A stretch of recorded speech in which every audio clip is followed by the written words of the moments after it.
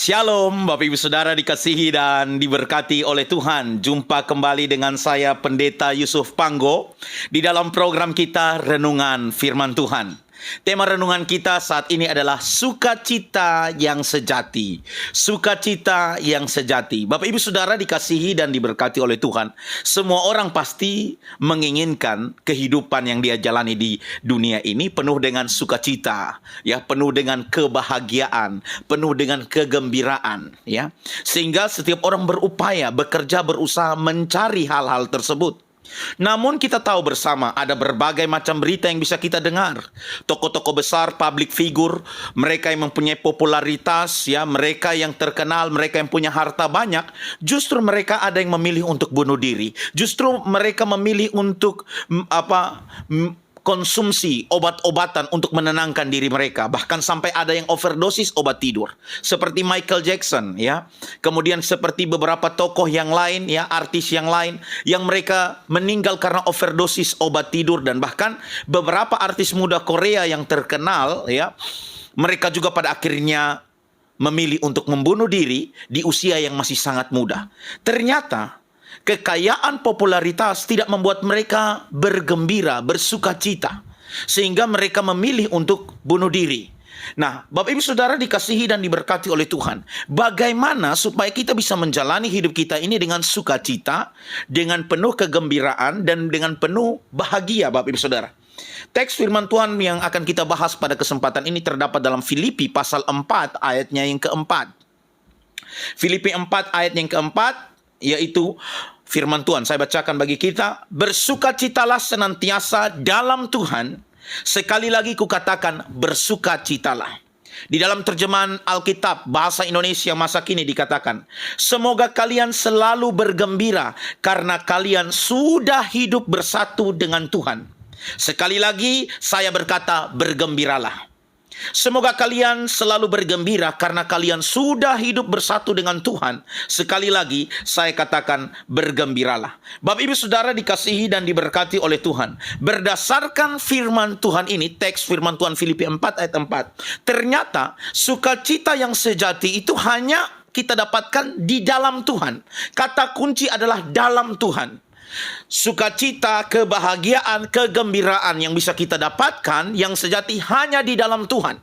Dengan kematian para artis, public figure, mereka yang masih muda, kaya raya, berlimpah harta, punya popularitas, ternyata tidak bisa memberikan mereka kegembiraan, kebahagiaan. Dan dari sini kita belajar bahwa kekayaan yang kita miliki, harta benda, popularitas tidak bisa membuat kita bahagia. Hanya menurut Filipi 4 ayat 4, yang di dalamnya ada kata kunci dalam Tuhan, kita dapat bersukacita, memperoleh kebahagiaan yang sejati, sukacita yang sejati, yaitu ketika kita ada di dalam Tuhan.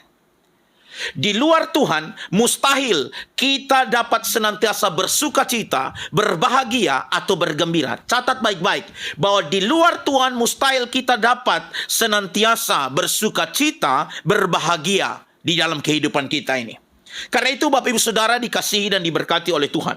Bersukacita atau bergembira merupakan suatu sikap dan pilihan. Catat baik-baik. Bersukacita atau bergembira merupakan suatu sikap dan pilihan. Mustahil dan tidak sehat, ya, bila kita selalu bersukacita dalam kondisi apapun, ya. Pada waktu kita lagi berduka, kita sedang sakit, ya kan? Masa kita tertawa, ya kan? Hanya mungkin orang ODGJ saja, ya, dalam kesusahannya dia bisa tertawa, ya, tidak normal, ya. Orang yang mengalami gangguan kejiwaan, ya, tidak tahu ada sesuatu apapun, badannya mungkin kotor, tapi dia bisa tertawa dan tersenyum. Tidak mungkin seperti itu, karena Alkitab juga berkata dalam Pengkhotbah 3 ayat 4 bahwa ada waktu untuk menangis, ada waktu untuk tertawa, ada waktu untuk meratap, ada waktu untuk menari. Artinya bahwa orang yang bersukacita di dalam Tuhan, menjadi orang Kristen, tetap bisa mengalami kesedihan, tetap bisa mengalami kemalangan, mungkin tetap bisa mengalami ujian dan cobaan. Namun, orang yang hidup di dalam Tuhan, orang yang bersukacita dalam Tuhan, dia bisa bersedih, namun ia tidak terbebani atau ditindih oleh apapun yang dialaminya. Sekali lagi, orang yang bersukacita di dalam Tuhan, dia bisa mengalami kemalangan, karena Alkitab mencatat bahwa Tuhan yang mengatur nasib mujur, nasib malang, ya. Tuhan yang atur semua. Artinya bahwa orang di dalam Tuhan juga bisa mengalami kesedihan dan kemalangan. Tetapi orang yang hidup di dalam Tuhan, yang bersuka cita di dalam Tuhan, bergembira di dalam Tuhan, dia tidak terbebani atau tertindih dengan apapun yang dia alami hari ini. Kita tahu kisah Ayub. Ayub habis hartanya semua. Tetapi pada akhirnya dia sanggup bertahan di dalam tantangan tersebut. Walaupun harta habis, fisiknya dia mengalami kesakitan, lukai, borok dari batok kepala sampai telapak kaki. Tapi kesedihan yang dia alami itu tidak membebaninya dan dia tidak tertindih dengan pergumulan yang dia alami. Nah, bagaimana Bapak Ibu Saudara supaya kita dapat bersuka cita di dalam Tuhan? Video ini saya akan bagi dalam beberapa bagian Bapak Ibu Saudara. Kurang lebih ada 4 cara bagaimana supaya kita bisa bersuka cita di dalam Tuhan atau memperoleh sukacita yang sejati. Yang pertama yaitu dengan kita beriman. Catat baik-baik. Supaya kita bisa bersuka cita di dalam Tuhan, maka kita harus beriman. Jelas firman Tuhan berkata bahwa janganlah kamu khawatir tentang apapun juga, tetapi nyatakanlah dalam segala hal keinginanmu kepada Allah dalam doa dan permohonan dengan ucapan syukur. Damai sejahtera Allah yang melampaui segala akal akan memelihara hati dan pikiranmu dalam Kristus Yesus. Filipi 4 ayat 6 sampai ayatnya yang ke-7 menjelaskan demikian. Supaya kita bersuka cita senantiasa, maka yang harus kita lakukan pertama yaitu hidup beriman, hidup di dalam percaya penuh kepada Tuhan. Orang yang bersuka cita dalam Tuhan adalah orang yang menyandarkan hidupnya sepenuhnya kepada Tuhan. Orang yang bersuka cita atau bergembira di dalam Tuhan adalah orang yang menyandarkan hidupnya pada Tuhan. Ia tahu bahwa Tuhan berkuasa dan mengasihinya. Jadi Tuhan mampu melakukan segalanya dan akan memberikan yang terbaik kepada setiap orang yang percaya dan menggantungkan harapannya hanya kepada Tuhan. Sehingga sekalipun ada tantangan, ada pergumulan, ya, ada ujian cobaan, orang yang bersuka cita di dalam Tuhan, ia tetap damai sebab ia tahu siapa yang memelihara hidupnya adalah Allah penguasa alam semesta. Kita tahu bersama ada pujian, ya, di kidung jemaat yang berkata, apapun juga menimpamu, Tuhan menjagamu. Apapun juga yang menimpamu, Tuhan menjagamu. Pujian ini didasarkan pada Roma pasal 8 ayat 37 sampai 39. Tetapi dalam semuanya itu kita lebih dari orang-orang yang menang oleh Dia yang telah mengasihi kita. Sebab aku yakin baik maut maupun hidup, baik malaikat-malaikat maupun pemerintah-pemerintah, baik yang ada sekarang maupun yang akan datang, atau kuasa-kuasa baik yang di atas maupun yang di bawah, ataupun sesuatu makhluk lain, tidak akan dapat memisahkan kita dari kasih Allah yang ada dalam Kristus Yesus Tuhan kita. Di dalam terjemahan Alkitab firman Allah yang hidup dikatakan demikian. Roma 8 ayat 37 sampai 39. Namun demikian, kemenangan yang gemilang akan kita miliki melalui Kristus yang sangat mengasihi kita sehingga rela mati bagi kita.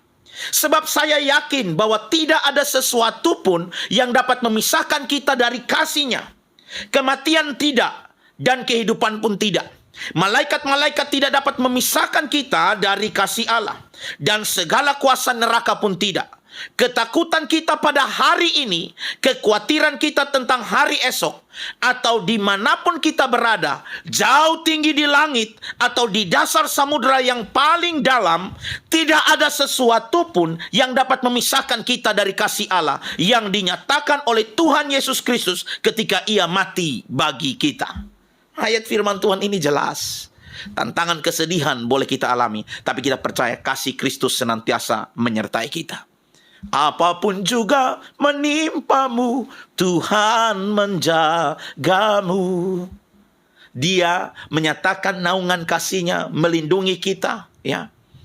Maka percaya kalau kita melangkah di dalam kehidupan kita dengan beriman kepada Tuhan, maka kita akan senantiasa memiliki sukacita di dalam Tuhan. Kemudian pujian kita tahu bersama yang dituliskan oleh Fanny Crosby. Di jalanku ku diiring oleh Yesus Tuhanku. Seorang wanita yang sejak umur 3 bulannya buta sampai dia mati dalam kebutaan. Ya. Sejak umur 3 bulan dia mengalami kebutaan sampai pada akhirnya dia meninggal. Tapi wanita buta ini bisa menuliskan 8.000 himne lagu rohani dan 6.000 itu terkenal. Salah satunya di jalanku ku diiring oleh Yesus Tuhanku. Apakah yang kurang lagi jika Yesus pimpinku? Lirik pujian ini Fanny Crosby menuliskan berdasarkan firman Tuhan dalam Ulangan 31 ayat 6 dan ayat 8. Kemudian Yosua pasal 1 ayat 5 dan ayat 9. Saya bacakan bagi kita. Ulangan 31 ayat 6 dan ayat 8. Kuatkanlah dan teguhkanlah hatimu. Janganlah takut dan jangan gemetar karena mereka. Sebab Tuhan Allahmu, dialah yang berjalan menyertai engkau. Ia tidak akan membiarkan engkau dan tidak akan meninggalkan engkau. Sebab Tuhan, Dia sendiri akan berjalan di depanmu. Dia sendiri akan menyertai engkau. Dia tidak akan membiarkan engkau dan tidak akan meninggalkan engkau. Janganlah takut dan janganlah patah hati. Yosua pasal 1 ayat 5 sampai dan ayat yang ke-9. Seorang pun tidak akan dapat bertahan menghadapi engkau seumur hidupmu. Seperti aku menyertai Musa, demikian aku menyertai engkau. Aku tidak akan membiarkan engkau dan tidak akan meninggalkan engkau. Bukankah telah kuperintahkan kepadamu? Kuatkan dan teguhkanlah hatimu. Jangan kecut dan tawar hati. Sebab Tuhan Allahmu menyertai engkau kemanapun engkau pergi. Haleluya, puji Tuhan. Seorang wanita buta yang pada akhirnya dia bisa menuangkan dalam sebuah lirik lagu yang indah. Ya, di jalanku ku diiring oleh Yesus Tuhanku. Apakah yang kurang lagi jika Yesus pimpinku? Ulangan 31 ayat 6. Kemudian ayat 8, Yosua pasal 1 ayat 5 dan ayat 9 menjadi dasar untuk Fanny Crosby. Walaupun dia dalam kebutaan, dia bisa menuliskan lirik pujian yang sangat memberkati. Lagu ini sudah ditulis ratusan tahun yang lalu. 1800-an Fanny Crosby menuliskannya. Lagu yang ditulis dari pengenalan akan Tuhan yang didasarkan pada firman Tuhan. Sehingga sekalipun di dalam kebutaan hidupnya bisa menjadi berkat. Kita bisa menjalani hidup dengan memiliki sukacita yang penuh di dalam Tuhan. Kita dapat bersukacita. Sukacita yang sejati hanya ada di dalam Tuhan. Kegembiraan yang sejati hanya ada di dalam Tuhan. Kebahagiaan yang sejati hanya ada di dalam Tuhan. Dengan kita hidup yang pertama menjalani hidup dengan beriman. Tantangan pergumulan boleh ada. Daniel menghadapi gua singa, Sadrak, Mesak, Abednego menghadapi perapian menyala-nyala. Yusuf mengalami dijual oleh saudara-saudaranya, dimasukkan ke dalam sumur, dia masuk penjara, difitnah oleh istri Potifar. Tapi sekalipun ada tantangan dan pergumulan, mereka tetap bersukacita. Karena apa, Bapak Ibu Saudara? Bahwa mereka tahu siapa yang memelihara hidup mereka. Mereka menjalani hidup dengan penuh iman. Orang yang bersukacita dalam Tuhan tetap bisa bersedih, tetap bisa mengalami tantangan, ujian, cobaan. Namun percayalah, ia tidak akan terbebani atau ditindih oleh apapun yang dialaminya. Karena dia yakin ada penyertaan Tuhan yang sempurna. Kiranya Bapak Ibu Saudara, renungan bagian yang pertama ini tentang sukacita yang sejati ini boleh memberkati kita semua. Tuhan Yesus memberkati. Shalom.